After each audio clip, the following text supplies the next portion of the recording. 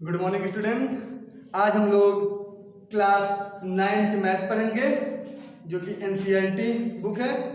हम लोग इसकी पहली अभ्यास एक्सरसाइज शुरू करेंगे। Math class 9 NCERT based book है। इसका जो पहले चैप्टर दिया है अध्याय एक है संख्या पद्धति। अध्याय 1 क्या है? संख्या पद्धति यानी कि नंबर सिस्टम। तो हम लोग पहले सीधा आते हैं इसकी प्रश्नावली 1.1 पे। प्रश्नावली 1.1 देखते हैं पहला क्वेश्चन क्या दिया है। क्या शून्य एक परिमेय संख्या है? पहला क्वेश्चन दिया है प्रश्नावली 1.1 का कि क्या शून्य एक परिमेय संख्या है?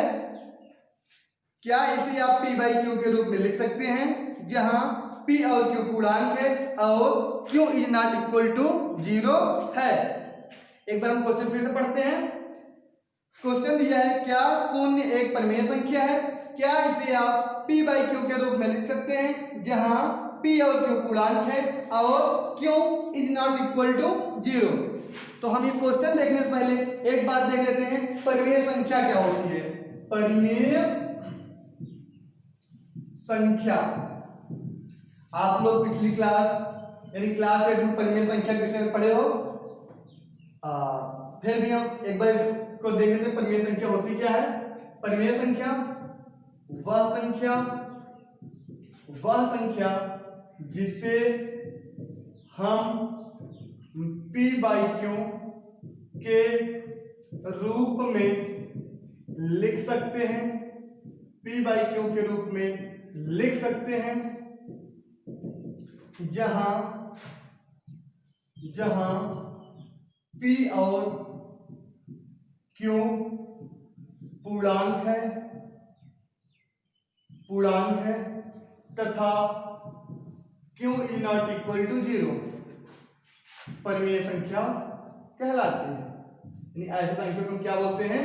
परिमेय संख्या।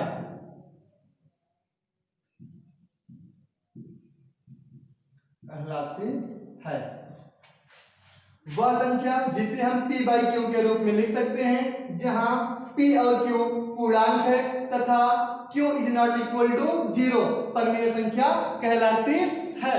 जैसे 4, 5/3, 4/9, 0, 25 आदि ये सब क्या है? परिमेय संख्या। जैसे 4 तुम क्या लिख सकते हैं? 4/1। 0 क्या लिखते? 0/1। इन जिसके नीचे हर कुछ नहीं हो तो उसके नीचे क्या होता है? 1 1। जिसका कोई डिनोमिनेटर नहीं उसका डिनोमिनेटर क्या होता है? 1। तो वह संख्या जिसे हम p बाई क्यू के रूप में लिख सकते हैं जहां p और q पूर्णांक है तथा q is not equal to 0 परिमेय संख्या कहलाती है।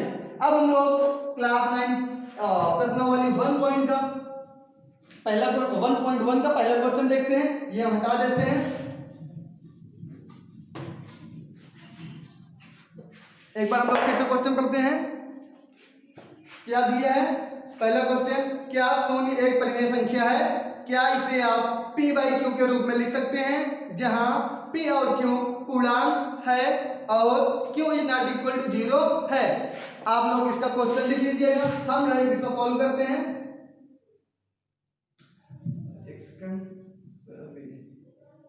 हम यहां सॉल्व करते हैं। हम लिखेंगे हाँ। पहला क्वेश्चन है। आप लोग क्वेश्चन अपना नोट कर लेंगे। हम लिखेंगे हाँ शून्य अच्छे से लिख दें। हाँ शून्य एक परिमेय संख्या है।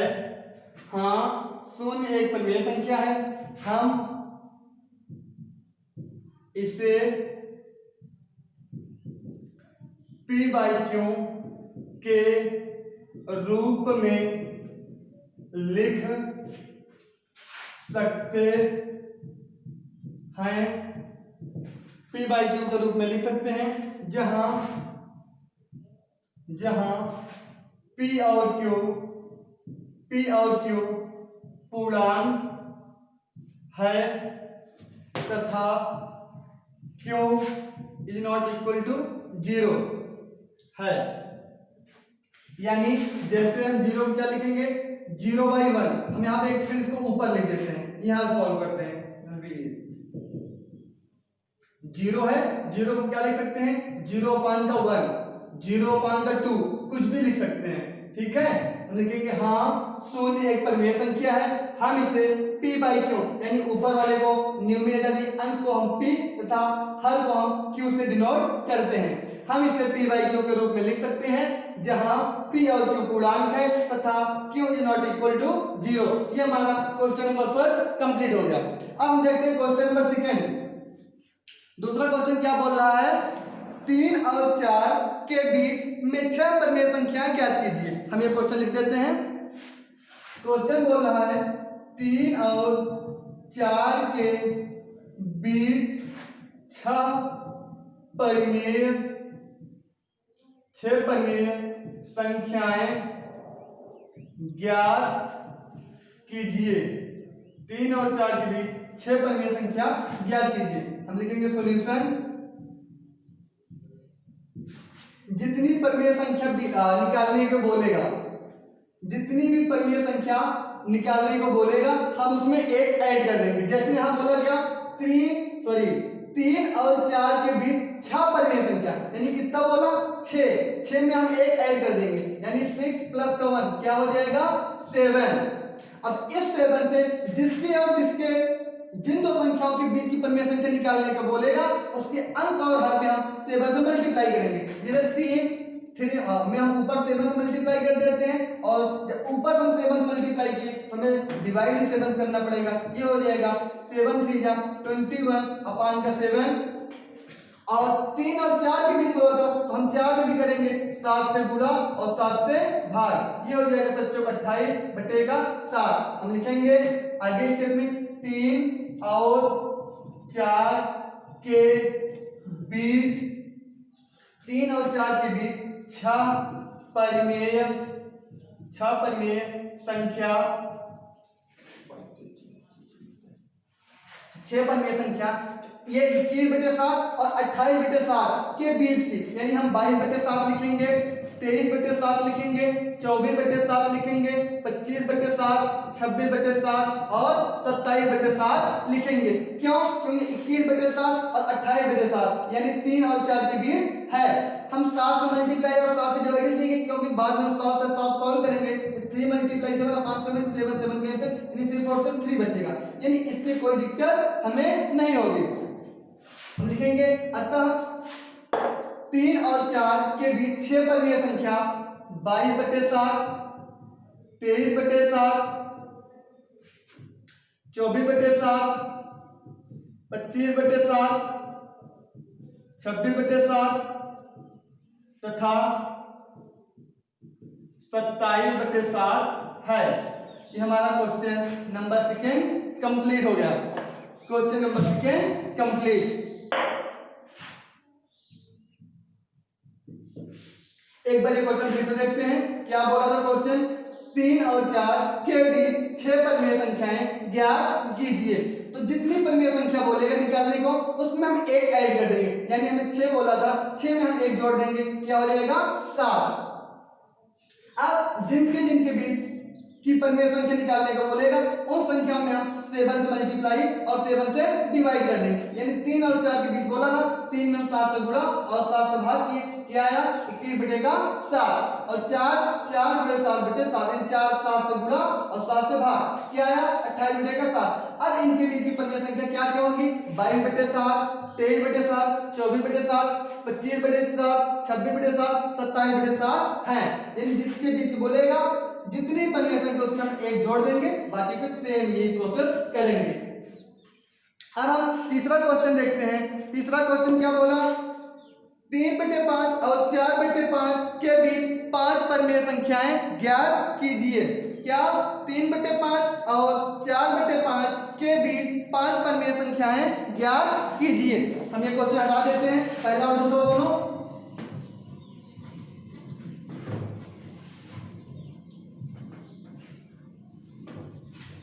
इन दोनों क्वेश्चन हटा देते हैं। तीसरा क्वेश्चन लिख लेते हैं। क्या दिया है? 3/5 और 4/5, 3/5 और 4/5 के बीच 5 परिमेय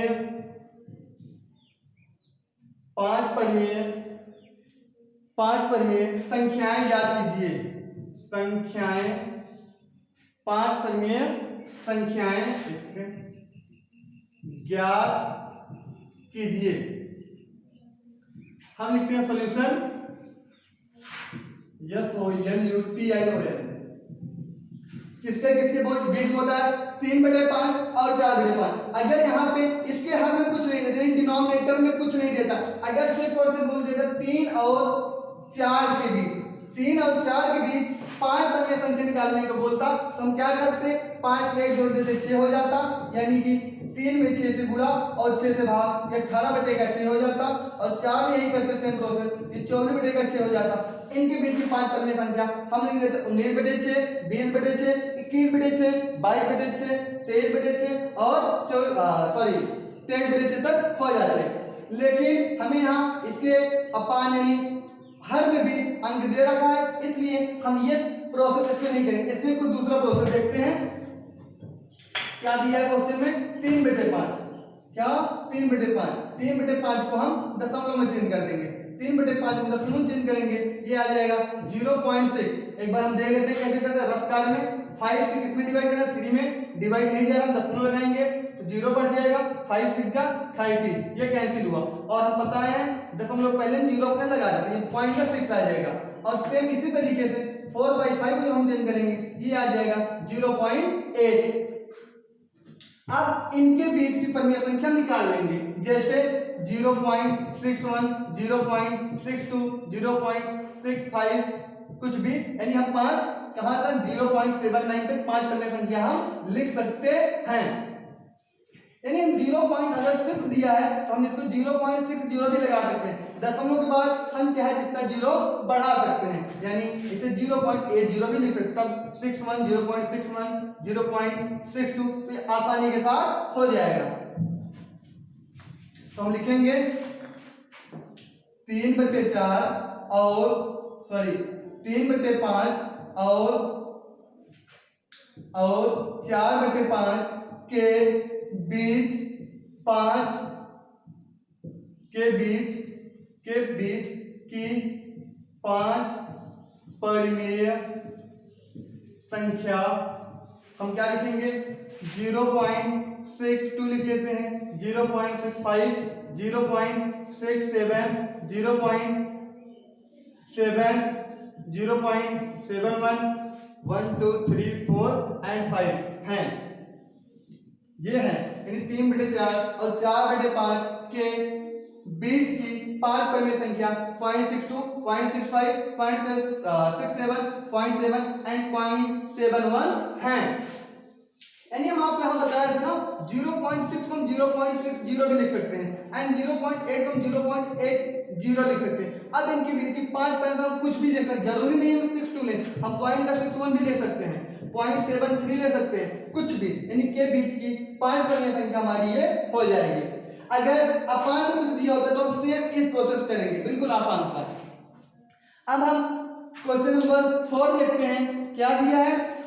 क्वेश्चन नंबर 4 दिया है, नीचे दिए गए कथन सत्य है या असत्य। फिर से, नीचे दिए गए कथन सत्य है या असत्य, कारण के साथ अपने उत्तर दीजिए। कारण के साथ अपने उत्तर दीजिए। हम इसको हटा देते हैं।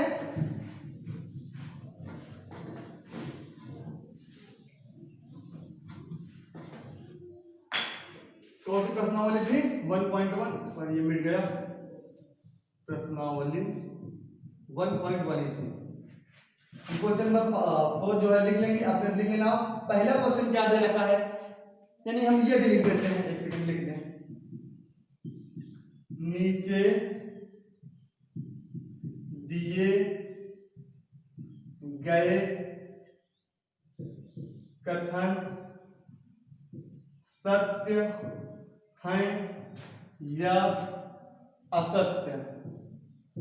नीचे दिए कथन सत्य है या असत्य कारण के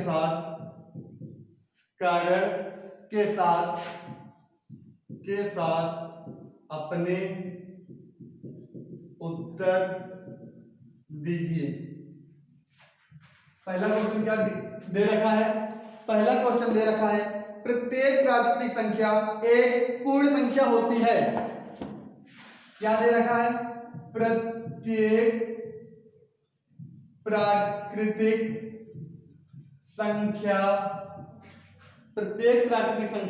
एक पूर्ण संख्या होती है। एक पूर्ण संख्या होती है। यानी हमें इसे बताना है यह कथन सत्य है या असत्य, और सत्य है तो क्यों सत्य है, असत्य है तो क्यों असत्य। ये क्वेश्चन देखने से पहले हम देख लेते हैं पहले प्राकृतिक संख्या और पूर्ण संख्या क्या होती है। तो प्राकृतिक संख्या वह संख्या जिसका प्रयोग हम किसी भी वस्तु को गिनने के लिए प्रयोग करते हैं, उसे हम प्राकृतिक संख्या कहते हैं। या इसे हम कुछ यूं कह सकते हैं, यानी गिनने वाली संख्याओं को हम प्राकृतिक संख्या कहते हैं। जैसे 1 2 3 4 5 15 25 बाकी ऐसे कई अन्य बहुत अनंत संख्या हैं। यह हो गई हमारी प्राकृतिक संख्या। कौन सी संख्या? प्राकृतिक संख्या। अब हम देखते हैं पूर्ण संख्या क्या होती है। कौन सी संख्या? पूर्ण संख्या। यदि हम प्राकृतिक संख्याओं के समूह में शून्य को भी शामिल कर लें तो उस समूह को हम पूर्ण संख्या कहते हैं। क्या करें? प्राकृतिक संख्या है, इसके समूह में 0 भी शामिल है, 0 लिख लें। बाकी 1 2 5 9 15 20 9 30 6 आदि, यानी अनंत बहुत से हैं। यानी ये हो जाती है पूर्ण संख्या। फिर से एक बार, प्राकृतिक संख्या जिन संख्याओं का यूज हम गिनने में करते हैं उन्हें हम प्राकृतिक संख्या कहते हैं, जैसे 1 2 3 4 5 बाकी कई अन्य सारे। अब देखिए पूर्ण संख्या, यदि प्राकृतिक संख्याओं के समूह में हम शून्य को भी शामिल कर लें तो उसे हम पूर्ण संख्या कहते हैं। अब यहां पे क्या बोला? प्रत्येक प्राकृत संख्या बोले या प्राकृतिक बात एक ही है। प्राकृत या प्राकृतिक बात एक ही है। यहां दिया है प्रत्येक प्राकृत संख्या एक पूर्ण संख्या होती है। हम लिखेंगे हाँ, हमारा जो यहाँ आंसर होगा वो हम लिखेंगे हाँ कॉमा करके, प्रत्येक प्राकृत संख्या एक पूर्ण संख्या होती है, क्योंकि पूर्ण संख्याओं के समूह में प्राकृतिक संख्या भी आती है। ये हम लिख देंगे। क्यों होता है ये सत्य है, हम लिखेंगे क्योंकि पूर्ण संख्याओं के संग्रह में सभी प्राकृत संख्या या संख्याएं आती हैं। क्वेश्चन था प्रत्येक प्राकृत संख्या एक पूर्ण संख्या होती है, हम लिख देंगे तो हाँ प्रत्येक प्राकृत संख्या एक पूर्ण संख्या होती है, क्योंकि पूर्ण संख्याओं के संग्रह में सभी प्राकृत संख्याएं आती हैं। अब हम इसका क्वेश्चन नंबर सेकंड देखते हैं। क्या कह रखा है? प्रत्येक पूर्णांक एक पूर्ण संख्या होती है। प्रत्येक पूर्णांक एक पूर्ण संख्या होती है। हम लिखेंगे आंसर नहीं, क्या नहीं, प्रत्येक पूर्णांक एक पूर्ण संख्या, नहीं प्रत्येक पूर्णांक एक पूर्ण, हाँ प्रत्येक पूर्णांक एक पूर्ण, हाँ नहीं प्रत्येक पूर्णांक एक पूर्ण संख्या नहीं होती है, क्योंकि पूर्ण संख्याओं के संग्रह में, पूर्ण संख्याओं के संग्रह में ऋणात्मक पूर्णांक नहीं आते हैं। यानी कहा प्रत्येक पूर्णांक एक पूर्ण संख्या होती है, हाँ या नहीं ये बताना था हमें, तब हम और इसका कारण भी बताना, हम लिखेंगे नहीं, या फिर यहाँ क्या सत्य था, हम सत्य लिख देंगे, यहाँ लिख देंगे सत्य, ये सत्य था, ये और असत्य नहीं देंगे, असत्य लिखेंगे। असत्य प्रत्येक पूर्णांक एक पूर्ण संख्या नहीं होती, क्योंकि पूर्ण संख्याओं के संग्रह में ऋणात्मक पूर्णांक नहीं आते। यानी पूर्णांक हमारा क्या होता है, यदि हम पूर्ण संख्याओं के संग्रह में ऋणात्मक संख्याओं को भी शामिल कर ले, पूर्ण संख्या मान कर दो 0 1 2 3 4 5 है, इसमें हम ऋणात्मक पूर्णांक यानी -1 -2 -3 -4 इसको जब मिला देंगे इसमें, तब ये हमारा पूर्णांक बन जाएगा। यानी पूर्णांक ऋणात्मक भी होता है और धनात्मक भी, जबकि पूर्ण संख्या ये स्टेप होती है 0 से लेकर पॉजिटिव नंबर हो जाते हैं, इसलिए पूर्ण संख्याओं के संग्रह में ऋणात्मक संख्या नहीं आती।